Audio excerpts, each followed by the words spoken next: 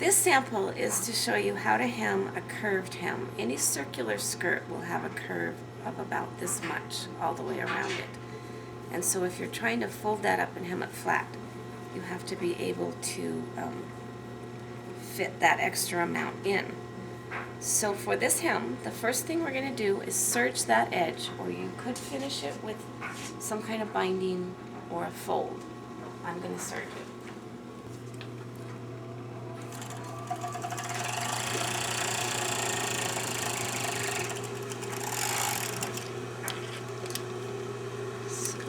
But that's okay. Now we're going to press the hem. I want it to be 1.25 inches. And normally on a skirt, this might be already seamed together. So you have to consider that this folds up straight. I can't fold it off the edge of the fabric. I want to fold it straight. If I were using, let me get a hem marker. Start over. Okay. I'm going to measure the hem with a hem marker, and it can mark 1.25 inches. So I fold it so that one end of the marker is on the fold and the other measurement is on the line, the number. And continue to measure that across the distance.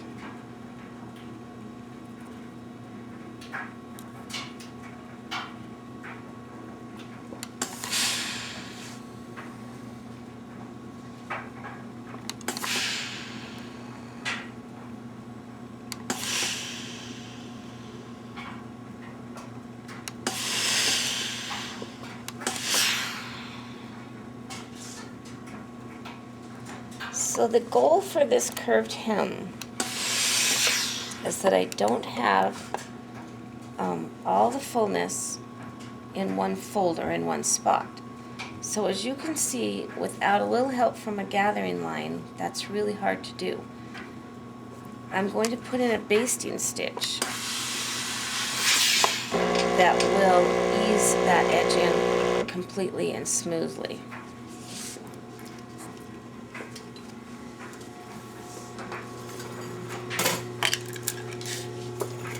A basting stitch is a number 6 setting, and I'm going to put that stitch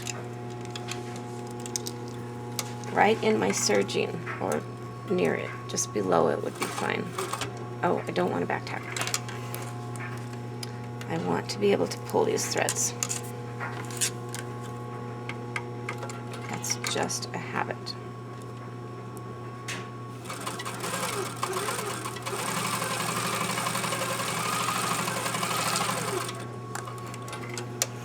And I need a fairly long tail to be able to pull it. So I will choose my top thread, which was stitched as the bobbin thread. The bobbin thread always pulls easier. And I'm just bringing in the excess from both sides.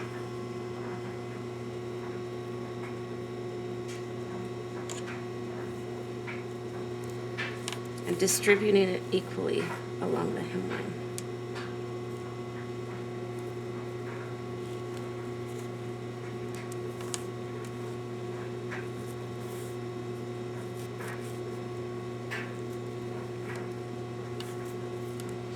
The main idea is that from the outside you see a nice curve and no lumps or these puckers which would create a lump.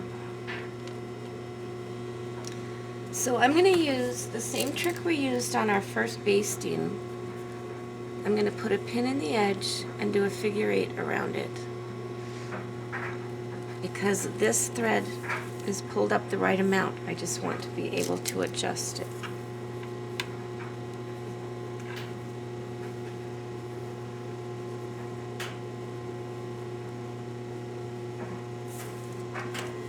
Now that will stay exactly there. I can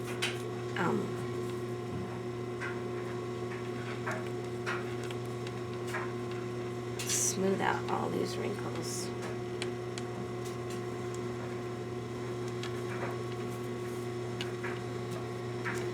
And then I think I'll press it one more time so they stay right there. And then you can either do the hand slant hem that we learned last time, or you could machine top stitch it, but that would show and not look as nice. It depends on how much speed you need for this. Let's just go press it.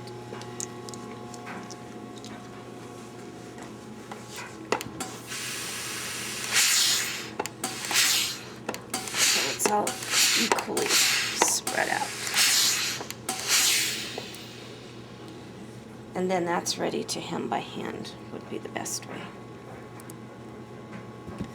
So that's a curve.